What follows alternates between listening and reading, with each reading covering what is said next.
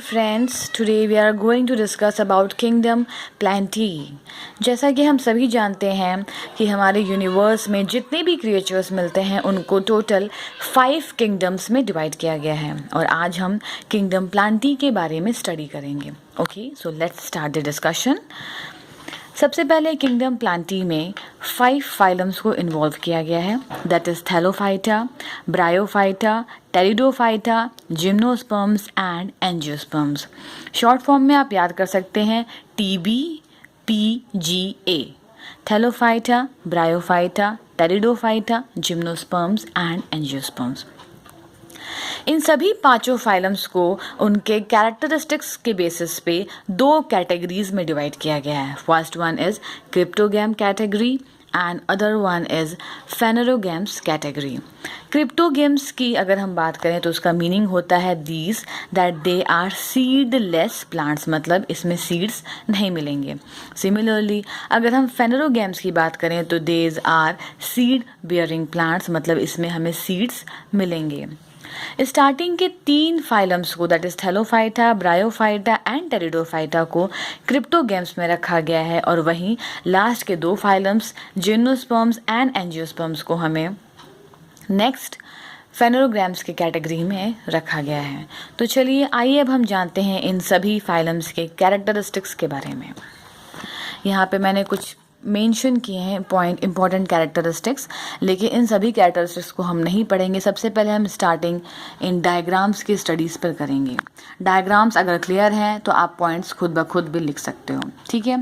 तो यहाँ पे आपको स्टार्टिंग के 5 डायग्राम्स दिख रहे हैं, तो इसमें आपको दिख रहा होगा कि स्टार्टिंग के 2 डायग्राम्स से मैंने वाटर को प्रेजेंस शो किया है यहाँ पे, एंड नेक्स्ट 3 डायग्राम्स में मैंने वाटर को शो नहीं किया है। तो इससे हमें क्लियर हो रहा है कि यानी कि स्टार्टिंग के जो 2 फाइलम्स हैं that is thallophyta and bryophyta are aquatic living in nature, while rest of the trees are land living in nature, ठीक है।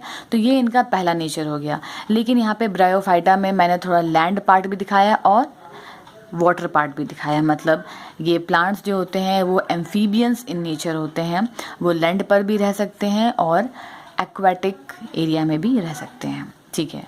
नेक्स्ट आते हैं इनके हम स्ट्रक्चर्स के बेसिस पे। अगर हम स्ट्रक्चर की बात करें तो थैलोफाइटा में ना तो हमें कोई लीव्स दिख रहा है, ना ही कोई रूट और शूट्स दिख रहे हैं, मतलब इसमें कोई भी रूट और शूट सिस्टम नहीं है।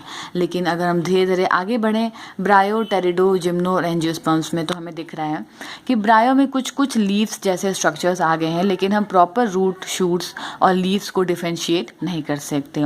लेकिन टेरिडोफाइटा में हमें क्लियरली दिख रहा है, रूट्स भी दिख रहे हैं, शूट्स भी दिख रहे हैं और लीव्स भी दिख रहे हैं। नेक्स्ट अगर हम बात करें जिम्नोस्पर्म्स में, तो यहाँ पे भी हमें क्लियरली लीव्स दिख रहे हैं, शूट्स दिख रहे हैं और रूट्स दिख रहे हैं।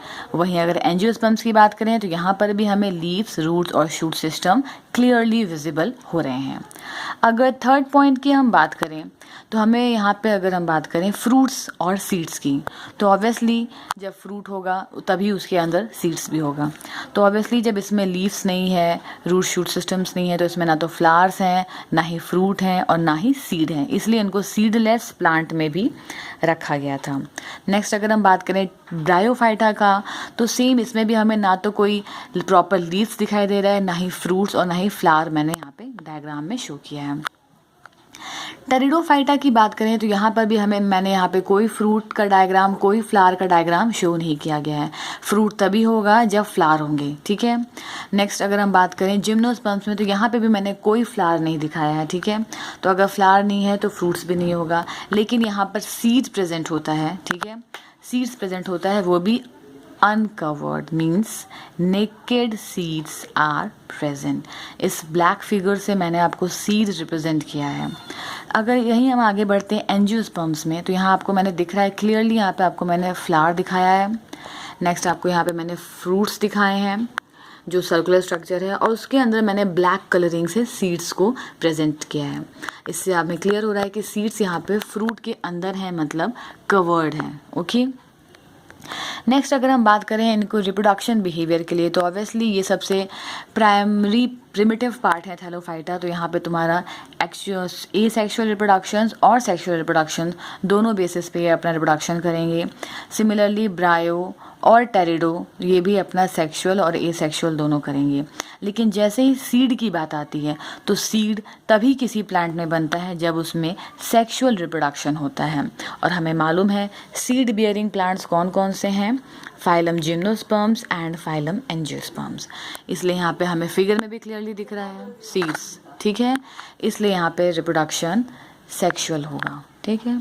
अब आप क्लियरली इस पॉइंट्स को देख सकते हैं और इस फिगर के द्वारा रिलेट कर सकते हैं। अगर अच्छा लगा तो मेरी वीडियो को लाइक करिए। Thank you.